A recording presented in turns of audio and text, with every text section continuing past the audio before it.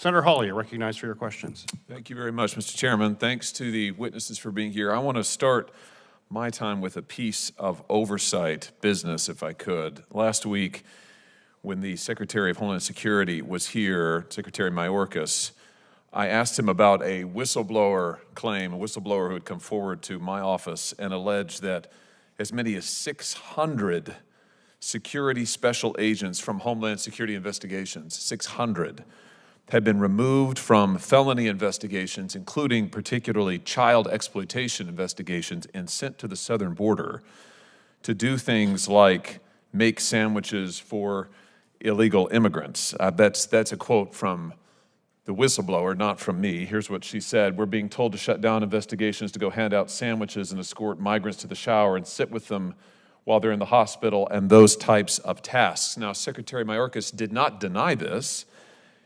He did say that, well, they're working on fentanyl. They may be working on fentanyl claims while they are at the border. After that testimony, multiple additional whistleblowers came forward to my office from across the country, different whistleblowers unrelated to each other from different offices across the country, and directly contradicted Secretary Mayorkas' testimony. One whistleblower said Secretary Mayorkas was, and I'm going to quote him now, absolutely lying, quote, and that agents were not, in fact, being reassigned to investigate fentanyl cases. Another whistleblower claimed that he was reassigned to the border to, in his words, quote, babysit illegal immigrants. A fourth whistleblower confirmed that special agents had been pulled off child exploitation investigations. And all of these whistleblowers provided documentation about being asked to drop felony investigations, move to the southern border to conduct essentially ministerial tasks along the lines that the first whistleblower alleged. So, Mr. Chairman, I don't personally know whether this is accurate or not. I know now we have multiple whistleblowers who are all alleging the same thing. And they are also pointed out to me, these whistleblowers, that there may be violations of the law. In fact, the whistleblowers allege that these practices violate 13 U.S.C. 1301, that it violates the Office of Management and Budget Circular A76, that it violates internal ICE travel policies. So what I have done, Mr. Chairman, is, per my normal practice, and the practice I think all of us follow on this committee, I have collected this information.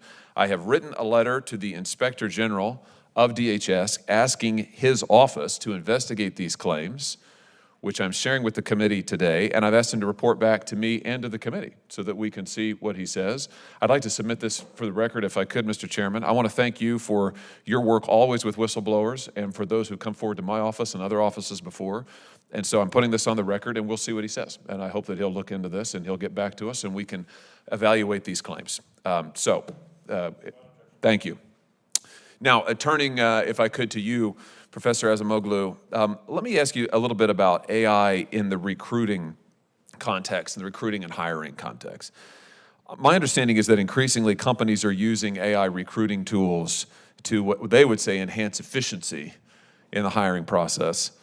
This is especially true among large established companies. My concern is this, is that AI's application to recruitment is often controversial because hiring is an inherently subjective process. And we were just discussing, in fact, some of the issues when you use AI to make what we might call people decisions and some of the biases that AI tends to scoop up and replicate. One example of this is Amazon in 2018, where it's reported that AI software used in the hiring process systematically discriminated against women. So my question to you is this: where would you draw the line on AI decision-making in hiring practices? What should we be aware of or concerned about there? Excellent question. Thank you very much, Senator Hawley. I think that's a very difficult question. I am very concerned about all uses of AI that takes away human judgment, especially when human judgment is very important. And this becomes particularly concerning when AI practices then legitimize things that were not previously completely accepted. Let me give you an example. For instance, imagine that we have an AI system that puts a lot of weight on somebody having completed a 4-year college for essentially a semi-manual task. It's quite easy how that might come about. four-year college workers are doing much better in the labor market.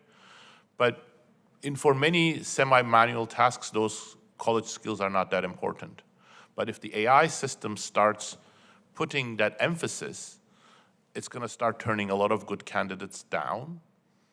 The more it does that, the more it becomes accepted that you should really have a four-year college to become an electrician. And then our social norms and our expectations completely shift, even though the original decision to turn down, people who had just a high school degree was not right.